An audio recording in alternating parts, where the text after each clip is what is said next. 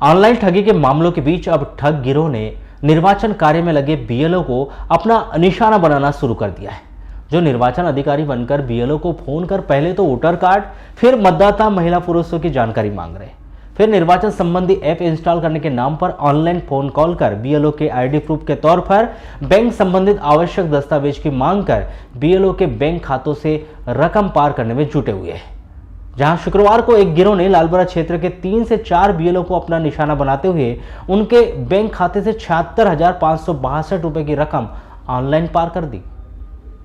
इन BLO के अलावा अन्य बीएलओ के साथ भी ठगी किए जाने की बात सामने आई है। हालांकि उनके नामों का फिलहाल खुलासा नहीं हो पाया, जिसकी शिकायत संबंधित बीएलओ के द्वारा कोतवाली थाना साइबर सेल में दर्ज कराई गई, जिन्होंने उनके बैंक खाते से काटी गई रकम वापस दिलाने और ऑनलाइन ठगी कर उनके बैंक खातों से रकम पार करने वाले ठग के खिलाफ वैधानिक कार्रवाई किए जाने की मांग की। जिले में सक्रिय ऑनलाइन ठग गिरोह ने किस तरह से निर्वाचन कार्य में लगे बीएलओ की लिस्ट हासिल कर ली और जो लगातार बीएलओ को फोन अपने आप जो जिला निर्वाचन अधिकारी बताते हुए उनके बैंक संबंधी जानकारी एकत्रित कर उनके साथ ठगी करने में जुटे हुए हैं। इस तरह शुक्रवार को लालबरा क्षेत्र के 3 बीएलओ से 76,562 रुपए की ठगी की गई, जहां ठग गिरोह ने लालबरा छिंदलई बीएलओ गणपत राय चौधरी के बैंक खाते से 40,000 रुपए की रकम पार कर दी, तो वही लालबरा पनभेरी बीएलओ राजेंद्र बांगरे के बैंक खाते से 34,162 रकम ऑनलाइन उड़ा ली।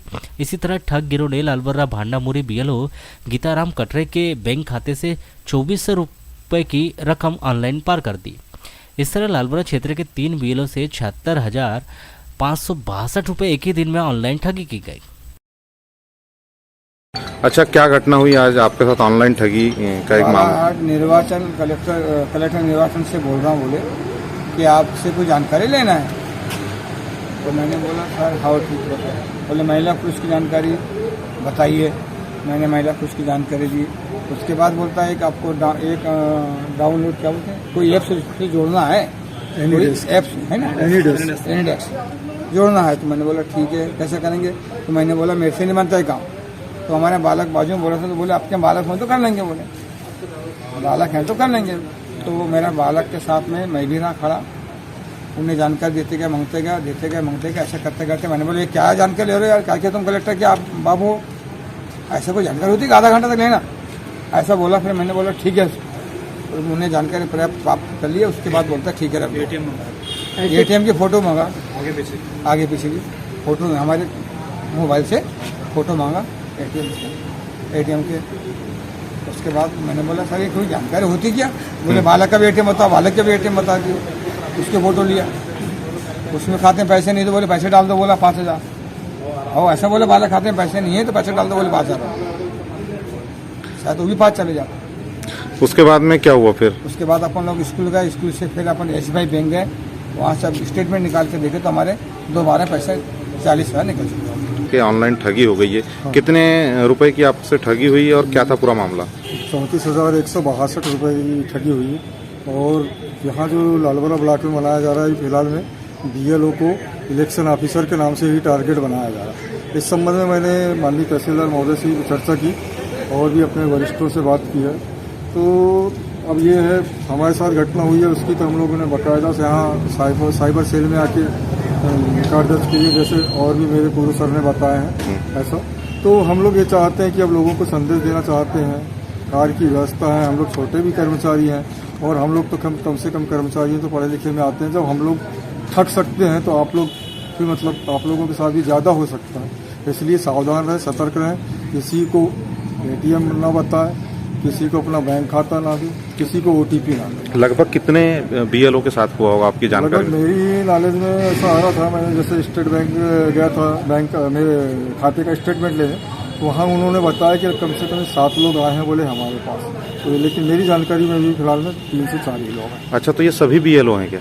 हाँ, सभी बीएलओ के साथ हो रहा है। बीएलओ अच्छा, क्या लग रहा है बीएलओ को ही क्यों टारगेट किया गया होगा? मेरे ख्याल से जैसे बीएलओ है तो उन लोगों क्या अभी चुनाव का काम कर रहे हैं, तो ऑनलाइन आजकल तो सब चीज़ें उपलब्ध है। विभाग संख्या खोज लिए 111 बालाघाट, इसी से अपन दे दिए। ये चीज़ें हम लोग जब कर रहे हैं, हमारा एक ही निवेदन है सरकार से भी कि जब हम लोग इतनी मेहनत कर रहे हैं, आजकल जैसे फर्जी मतदाता न हो उसके लिए मतदाताओं को लिंक कर रहे हैं अपन आधार से, अब ऐसी स्थिति में इतना और भी दूसरे हमारे खुद के विभाग, जैसे मैं पंचायत सचिव हूँ, तो ऐसी शहर की मतलब सबसे बड़ी पंचायत है पांडरवानी, वहाँ का सचिव हूँ। तो मेरे को जब इतनी व्यवस्थाओं के कारण ये हो रहा है और ऐसी चीज़ें अगर होते रहेगी तो हम कर्मचारी क्या कर पाएंगे छोटे। जैसे कि इसमें जी कलेक्ट्रेट कार्यालय का नाम आया बालाघाट जिला कलेक्टर, तो क्या आपने कलेक्टर साहब के यहाँ कोई आवेदन या उनको जानकारी इसकी सूचना दी? मैंने माननीय तहसीलदार सर से ही बात किया था इस मैटर पर कि सर हम अभी जो निर्वाचन से संबंधित मामला है वो आपके अधीन रहता है, आपसे काम करते हैं। तो उन्होंने भी एक सलाह दिए थे कि जाओ, बोले आप पहले साइबर सेल में कर दो, उसके बाद बोले फिर अपन बैठ के जो भी चर्चा करते हैं। तो मैंने निवेदन किया सर वरिष्ठ अधिकारियों को भी अवगत करा दीजिए कि कम से कम हम लोगों के साथ ऐसा हो रहा है तो पब्लिक के साथ और ना हो। वहीं पांडरवानी पंचायत के सचिव और बीएलओ राजेंद्र बांगरे के साथ हुई ऑनलाइन ठगी के मामले में पंचायत के सरपंच अनिश खान का क्या कहना है, आइए जानते हैं। हाँ, हमारी ग्राम पंचायत पांडवानी लालबरा के सचिव श्री बागरे जी है। उनके अलावा अन्य लोगों के साथ भी जो है आज ठगी हुई है। जो सचिव जी से प्राप्त जानकारी के अनुसार उन्होंने बताया कि वे इस समय बीएलओ का भी काम कर रहे हैं और मतदाता सूची में जो है इस समय आधार को लिंक से जोड़ा जा रहा है। तो उनके पास किसी का फ़ोन आया, उन्होंने बोला कि कलेक्टर ऑफिस से बोलना है, आपने जो डाटा एंट्री किए हैं वो गलत किए हैं। तो इन्होंने कहा नहीं हमने सही किए हैं।